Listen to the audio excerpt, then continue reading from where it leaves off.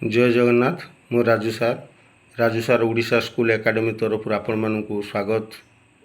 सार आज एक नुआ धरणर पंचपदी लेसन प्लान या संस्कृत उपरे षष्ठ सप्तम अष्टम श्रेणी पाई आसंता काली शुक्रवार 31/7/2026 निमंते यह प्रस्तुत करा जायछि। बहु अनुरोध क्रमे मु लेसन प्लान टी प्रस्तुत करछि। बारंबार कमेंट रे सार माने कहले कि संस्कृत पर सार किछि ना किछि गोटे लेसन नोट करी छाड़तु। मु सार आसंता काली पई पंचपदी लेसन प्लान प्रस्तुत करछि। षष्ठ श्रेणी सार आसन देखिदेवा। प्रथमे षष्ठ श्रेणी विषय तो संस्कृत रहिला। चतुर्थ पाठ है ता टॉपिक है संयुक्ताक्षर स्वरूपम सीजी श्रवण कथन एवं पठन। एलो कोड है SN 602 TLM पाठ्यपुस्तक और शब्दकार। अदिति पर्याय मेषः कुक्कुटः ये दुईटी शब्द मध्य तुम कौन पार्थक्य देखुच बोली पिलामानंकु प्रश्न करी। बोध पर्याय संयुक्ताक्षर गठन शैली संबंध में धारणा देवी। जमीती क युक्त क इक्वल टू क संयुक्ताक्षर बा युक्ताक्षर गठन है। अभ्यास पर्याय संयुक्ताक्षर गुड़िकु पिलामानंक द्वारा उच्च पठन कराइबी। प्रयोग पर्याय शून्यस्थान पूरण कर। क युक्त क इक्वल टू डैश, क युक्त ज इक्वल टू डैश, क युक्त त इक्वल टू डैश। अर्थात क युक्त क युक्त ज, क युक्त त एमती तार उत्तर है। प्रसार पर्याय घरे संयुक्ताक्षर गुड़िकर लिखन और पठन अभ्यास करने को कहबी। यापर सार सप्तम श्रेणी मध्य चतुर्थ पाठ उकारांत स्त्रीलिंग विषय टॉपिकटा रही।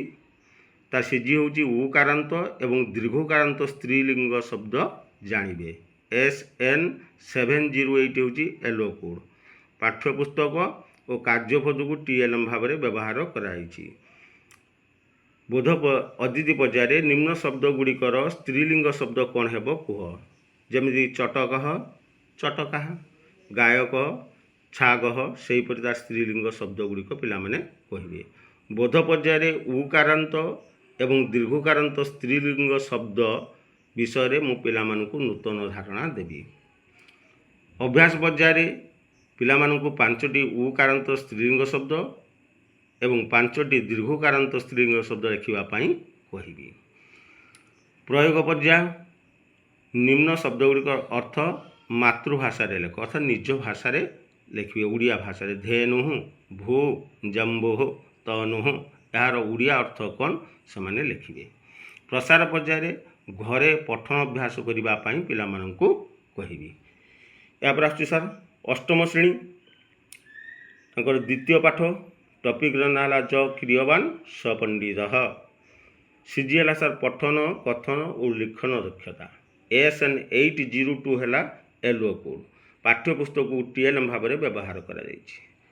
अदिति पर्याय कह बुधस्य भक्त आसीत कस्य जन्मदिन पालनम अभवत ये पुनः आलोचना करा।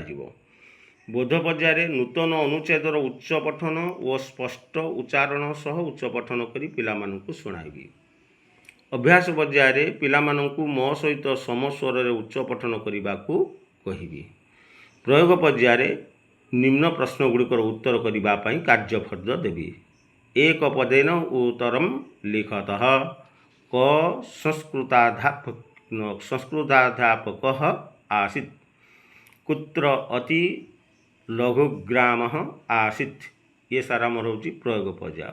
यापर सार आरंभ हो प्रसार पर्याय अभ्यास कार्य कर कहबी। बही जो अभ्यास कार्य थी यही सार थिला आसंता काली पई षष्ठ सप्तम एवं अष्टम श्रेणी निमंते संस्कृत विषयर पंचपदी लेसन प्लान। सार नुआ करी मु छाड़ी निश्चित भाव आपण मानकर मन को छुईब आशा मध्य रखुची।